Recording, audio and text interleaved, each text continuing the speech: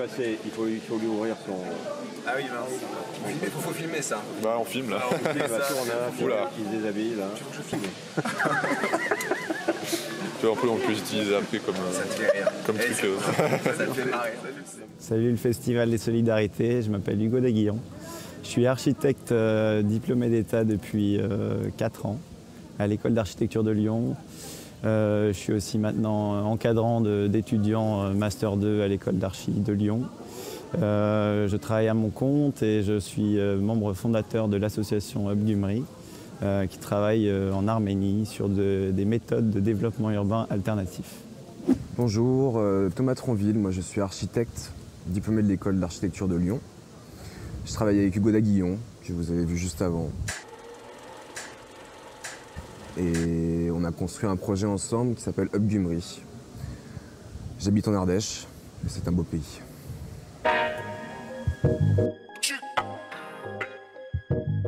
L'objectif du projet arménien, en tout cas à la base, c'était à la fois de créer un projet de fin d'études, parce que c'est issu de ça, mais c'était aussi un projet qui se voulait un projet professionnel et un tremplin pour un avenir professionnel. C'était travailler à des outils de conception architecturale urbaine qui puissent répondre à des problématiques dans des lieux usés à la corde, en fait, des villes en déclin. Gumri était un site d'études en fait, au début, mais beaucoup de villes ont connu en fait, ce genre de situation-là.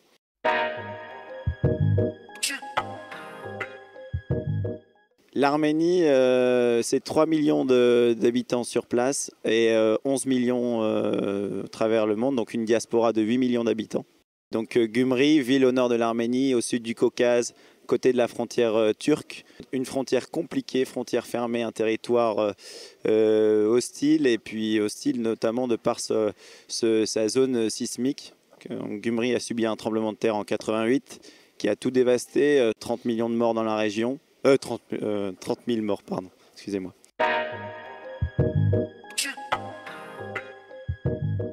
Exact, 60% de la ville, des constructions qui étaient issues de l'héritage soviétique, des ciments de mauvaise qualité, des bâtiments faisant parfois 9 étages, et aujourd'hui il n'y en a plus un. Sur le plan local d'urbanisme de Gumri, c'est interdit, donc on est maximum à 4 niveaux. On a des photos d'archives où la ville n'a rien à voir aujourd'hui. On a une skyline beaucoup plus plate.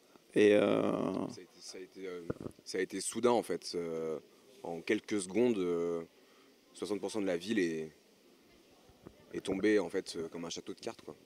Et il reste en fait actuellement tout ce qui est ce qu'on appelle de l'architecture vernaculaire. Si vous voulez, vernaculaire, c'est une architecture qui a eu une expérience de vie longue. En fait, il y a une démarche assez empirique là-dedans, c'est-à-dire que c'est l'œuvre du temps nous a permis de comprendre qu'en fait, c'était des bonnes manières de construire, que ça pouvait être solide, que ça pouvait rester. Donc une architecture en fait qui fait partie de la plus ancienne de la ville, des architectures en pierre, justement, comme disait Hugo, pas très hautes. Et ces bâtiments-là, en fait, eux, sont restés.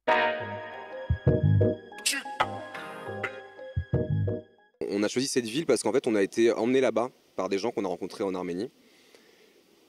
Et en fait ces gens-là nous ont dit mais si vous avez quelque chose à faire, c'est là-bas parce qu'il y a vraiment quelque chose à faire.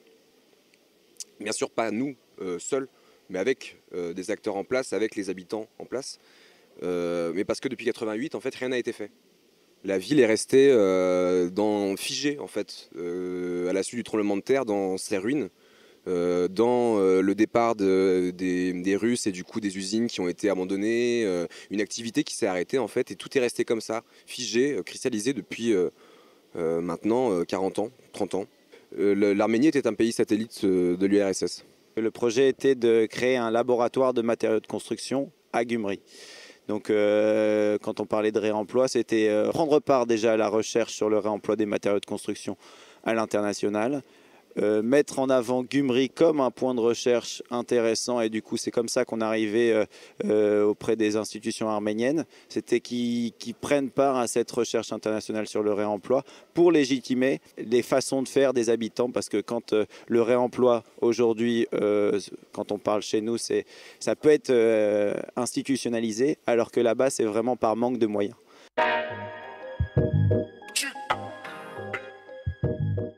C'est une option écologique et économique, parce qu'il n'y a pas de finance, il n'y a pas d'argent forcément, et écologique aussi, parce que justement on donne une seconde vie à cette ressource. Donc forcément, faut savoir que le déchet du bâtiment représente les 2/3 de la masse des déchets produits en France. Donc c'est un sujet qui est primordial. Nous, on fait partie du pôle environnement ici au Festival des Solidarités Internationales. Et ça fait sens en fait, parce que le réemploi, si on n'en prend pas part, en tant qu'architecte, on est à côté. Sur notre génération, il est obligatoire maintenant dans les écoles, on parle de réemploi, alors que quand on a commencé, on en entendait très peu parler. Je voulais juste rajouter par rapport à ce qu'a dit Hugo, ça a une valeur aussi par rapport à Gyumri, symbolique, le fait de mettre en place du réemploi des matériaux, parce que, comme je disais tout à l'heure, après le tremblement de terre, en fait, la ville est restée dans ses ruines. Et aujourd'hui, c'est important, notamment pour les Gyumretsi, surtout pour les Gyumretsi, de voir autre chose de leur ville que la ruine. Il y a ce besoin aussi maintenant de résilience et d'aller vers autre chose, et ça passe notamment par nettoyer et donner une seconde vie à ces fragments en fait, d'un passé très douloureux.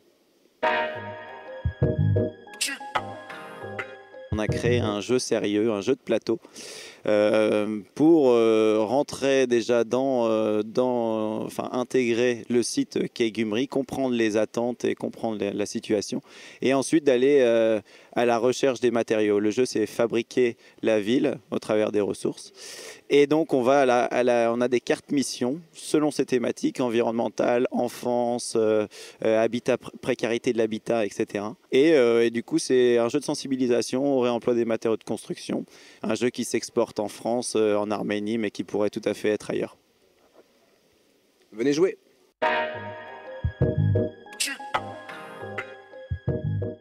Moi, je dirais de continuer à trouver la richesse et la ressource dans ce qui vous entoure, nous entoure.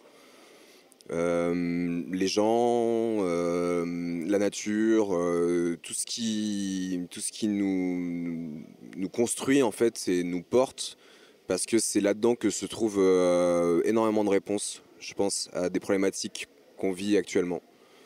Et c'est ça que nous on a trouvé notamment au travers de ce projet-là, en fait, c'est la richesse de la collaboration, de la coopération, du collectif en fait. Le collectif fait sens, vraiment. Je pense qu'il y a surtout un virage à faire aujourd'hui, un virage sur notre consommation. Notre consommation, elle va aussi, par rapport à notre métier, nous en tant qu'architectes, sur cette folie de toujours construire, toujours le béton, toujours plus.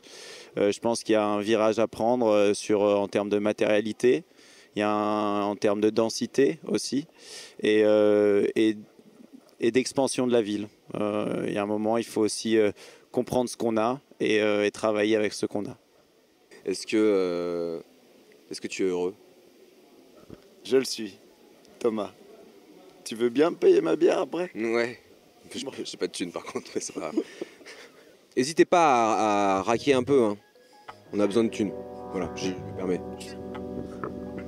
Pour payer sa bière après.